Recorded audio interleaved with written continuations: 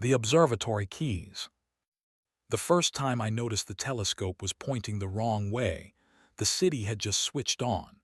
Every window flickered like a private chandelier. Our building, an old observatory converted into condos, sat on a hill above the river, with a dome that groaned open on good nights and a balcony like a ship's prow. When we moved in, Hannah laughed at the brass telescope in our living room and said it made us look like we were always about to discover something.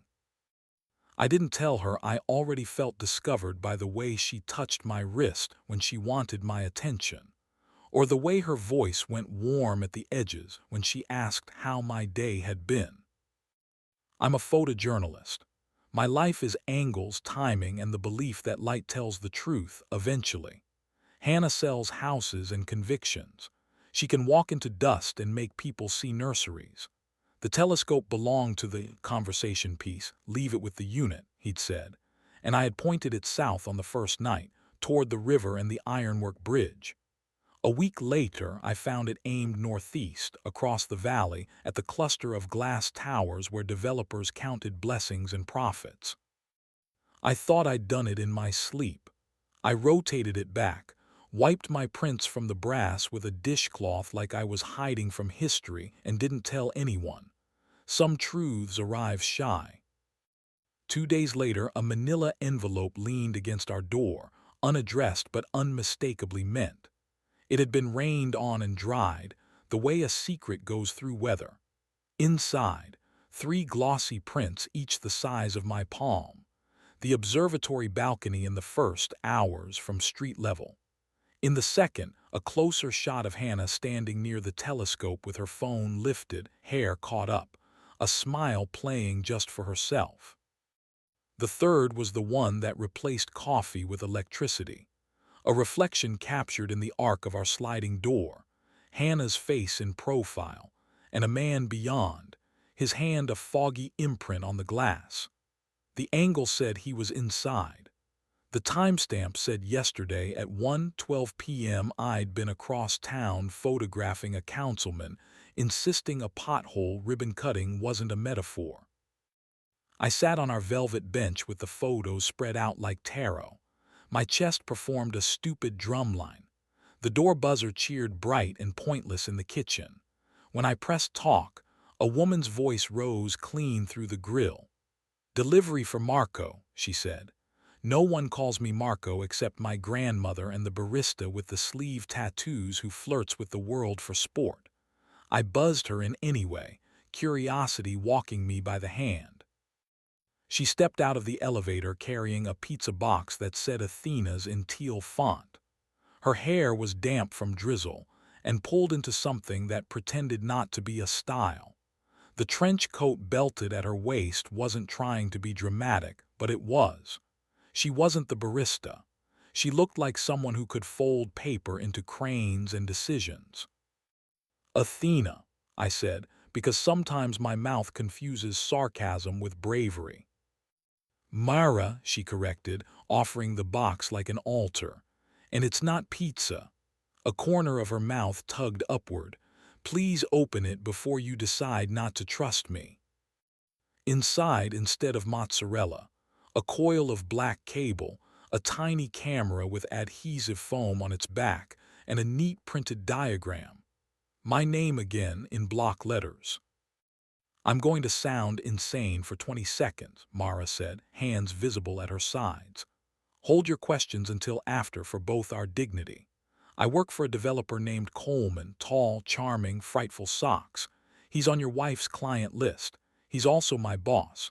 He's been using me as a decoy so he can visit the observatory girl without changing his calendar notes. That would be your wife. He's good at arrangements. Less good at remembering that assistants have eyes and cell phones. I like my paycheck, but I like sleeping at night better. The photos you found were mine. Your lock, been lifted during midday showings. The dome's romance sells condos. It also sells lies. This is a camera I took from our office stock. You can mount it inside the vent near your balcony door. If I'm wrong and I've just ruined a marriage with paranoia, you can buzz me out and I'll go donate blood in penance. I wanted to tell her this was performance art and I didn't pay admission. Instead, I set the pizza box on the table and held up the camera. It was one of the models that sends a live feed to a phone app and a clip to a local card. Useful when you need to capture a raccoon or a memory. "Why me?" I asked. "Why now?" "Because," she said simply, "the last time I did nothing, the fire got bigger." Hannah texted at that moment, a heart and a sun, and the words appointment ran late. I looked at the balcony glass, now reflecting only my not yet decided face. I looked at Mara, who had the kind of calm people put on like a sweater to cover a bruise. "All right," I said, "we do science." We mounted the camera, the two of us shoulder to shoulder at the slider, our reflections moving like an overlay. When she reached up to press the adhesive in place, the belt of her trench brushed my hip, a whisper that wasn't trying to be anything. I recorded her hand for 3 seconds so the camera's sensor would know the room's light. She gave me a small nod that felt like a pact. "I'm not here to ask for revenge," she said, slipping businesslike into gravity. "I'm here because liars rely on witnesses looking away. Tell me if you want me to leave and I will. My number in the lid." "You'll stay for a coffee," I said, surprising myself. "If we're going to be audience members to our own lives, we might as well sit together." She stayed. We drank from mismatched cups because our dishwasher had decided to live its truth loudly and intermittently. I learned she drafts contracts, proofreads the dreams of men who smell like cedar and venture capital, and jogs at night because daytime makes her feel watched. She learned I started taking pictures in high school to avoid being in them. We traded banalities like rope. At 12:48 p.m., she set her cup down as if the world had clicked into place. "He's finishing a call," she said. "He always says, 'I'll circle back by end of day,' the way a man says a magic trick he learned in MBA school. Then he will put his phone in the inside pocket and look at himself in someone else's window." "Your accuracy is either disturbing or useful," I said, "which is what you say when you know it's both." At 1:03 my phone chimed. Motion detected. I tapped the app. The feed opened on our doorway, a clean rectangle carving my day in two. The camera doesn't shake. People do. Hannah's laugh preceded her into the frame. She held the door with her hip and glided in, followed by a hand I didn't recognize and then the man it belonged to, tailored into importance. He turned his face toward the balcony like the dome was performing just for him. And even through the unforgiving honesty of the wide-angle lens, he was handsome in the way buildings wish they were. The feed recorded time without mercy. Hannah said something I couldn't hear on the clip, but I could hear it in my skull. The cadence she uses with buyers who are almost persuaded, the smile that means the deal isn't about money anymore. She touched his sleeve. He placed a palm on the glass. In the reflection, I watched him reach for her waist. I watched her not step back. The kiss, when it came, was not gentle enough to be mistaken for an accident or a European custom. She led him toward the telescope like she was about to give him the night sky. Mara turned away from the screen before I did, the way you give a person privacy even when they've had none. She touched my forearm and I didn't pull back. We stood at the edge of a cliff together, my throat doing that thing where it tried to decide if it was for speaking or for swallowing an ocean. "If we end this today," she said quietly, "we will say it was because it was right, not because pain won the race." I nodded because words were brittle. We let the clip run until they moved to the part of the room the lens couldn't see, and then I closed it. My hands sat in my lap like they were auditioning to be still. We didn't call them. We didn't storm a scene. We left the footage saved like a wick. That evening, Hannah came home with a peony as big as an apology and kissed me like a person who knows exactly where all the switches are in a dark room. "Open house went long," she said, soft, testing the weather of my face, "but I think I sold the view." "You did," I said. I kept my voice flat enough that no ship would crash on it. "We'll talk after dinner." We cooked on autopilot, our bodies performing choreography we'd learned over years. She chopped, I sautéed. Her shoulder brushed mine when she reached for the salt. I smelled a cologne that wasn't mine in the wool of her blazer, sandalwood, a little smug. I set 2 plates on the table and watched her watch me. "You're in reporter mode," she said, trying for lightness and landing on defensive. "Should I be worried?" "You should be honest," I said, and we were both quiet because honesty had been in the room all day and neither of us had offered it a seat. She started talking like she was tiptoeing across a floor of glass. "I didn't mean for anything to happen," she said. "You know how stages are. You step onto them and your voice turns into a better version of itself. Coleman, he's good at listening. He made me feel seen. The telescope made me bold." She reached for my hand and I didn't move. "We can make rules, people do. We can make this open," she added carefully, "if it's about fairness." "I don't want fairness," I said. "I want fidelity. If we can't have it, I want a clean line." She cried the way people do when the dam is effort, not water. It was awful in the way surgery is, necessary, precise, indifferent to your opinion about pain. When we were done cutting, there were signatures and the business of splitting favorite mugs. No plates smashed. The telescope remained in the living room like a retired saint. The first night I slept alone in the observatory, the city kept time for me.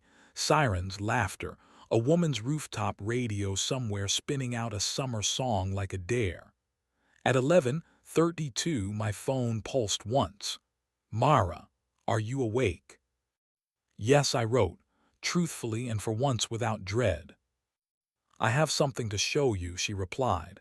"It's meteor night. The dome's supposed to be used right." I met her at midnight at the base of the hill. She had a thermos and a blanket and a way of walking that made the night less sure of itself. We climbed the spiral to the dome and pushed it open together. Air spilled in, cold, unsurprised, filled with the smell of damp iron and some distant bakery. Mara spread the blanket near the brass telescope and poured dark, sweet coffee into enamel cups like we were camping in our own catastrophe. We didn't talk much. The sky did it for us, throwing light across the black with impatience. When the first meteor scratched its white fingernail across the dark, Mara's breath hitched, small and unguarded. I wanted to be the person who caused that sound in her throat on purpose one day, but I said nothing because saying nothing is sometimes the only way to be respectful. She slid nearer under the blanket, her knee touching mine in a way that didn't need translation. I draped my arm over her shoulders and felt the warm reality of her lean. She smelled like rain and something herbal, grounding. When she tipped her face up to see if the trail would appear again, her cheek brushed my mouth, and I figured I was allowed this small geography now. I kissed her there. It wasn't a declaration, more a blessing. She turned fully and kissed me back, slow, patient, deliberate. Nothing rushed. Nothing stolen. Her hand found the back of my neck and rested there like it belonged without force. We stopped before gravity replaced sense. She smiled, and the smile wasn't triumph or pity. It was invitation and promise and a little warning to be good. The warning suited me. We watched another meteor unzip the sky. She told me about the first time she'd lied to keep a job and how long it took to stop hatting herself afterward. I told her I was better at capturing other people's stories than starring in mine. We agreed to try it anyway, this new script we were both writing in pencil. In the weeks that followed, we met like people who had survived something and preferred warmth now to spectacle. Afternoon coffees, evening walks past the river where rowers stitched the water back together every time a tourist boat ripped it open. We worked out how to be careful with our bodies without being afraid of them. We kissed often, with the kind of attention that made conversation better afterward, and we didn't take off clothes just because we could. Desire was not a fire alarm. It was a lamp we turned up together. Hannah texted a month later to ask if we could talk. We met at the bakery she liked, all sunlight and clean tile. She said she was taking a listing near the river and had adopted a cactus because she wanted to prove she could keep prickly things alive. I told her I was happy for her without lying. We didn't discuss the telescope. We discussed dogs. She asked if I was seeing anyone and I nodded.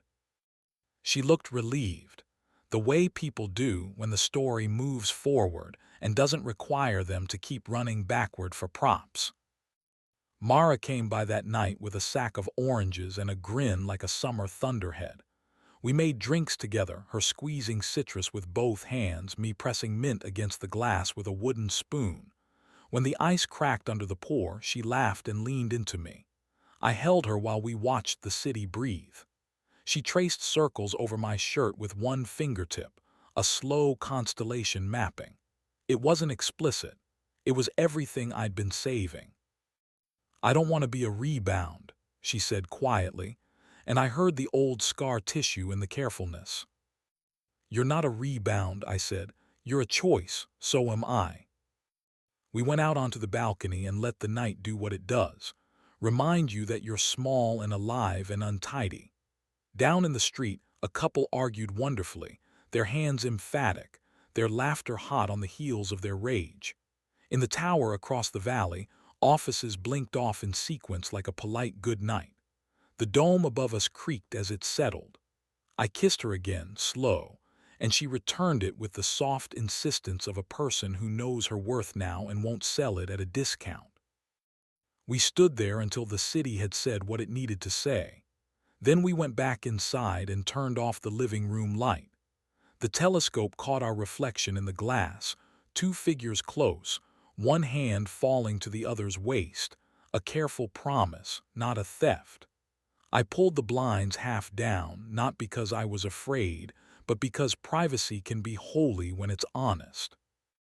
Later, alone in the dark with her breath warm against my shoulder, I thought about the first envelope on the doorstep, the way the photos made me feel like I was watching myself make a mistake from a distance.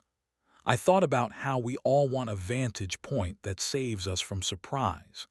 The truth is, you can see a meteor coming and still gasp when it tears the sky. I don't keep the camera in the vent anymore. I keep the pizza box, though, on top of the fridge. A reminder that sometimes the thing you're offered isn't what it claims, and sometimes it is, and the difference is the person holding it out with both hands. Some nights when the air is right, we open the dome and let the universe write in bright lines. Mara leans into me and names the one she knows, then invents constellations for the one she doesn't. The lovers, the escape hatch, the good decision made slowly. I take pictures and then put the camera down because some moments are tired of being asked to prove they existed. When we've had enough of the sky, we go inside and close the slider and draw the curtains like a punctuation mark. We sleep, we wake, we choose. And when the city switches on, we point the telescope wherever we want, not because we're searching, but because it's beautiful to look at the world with intention.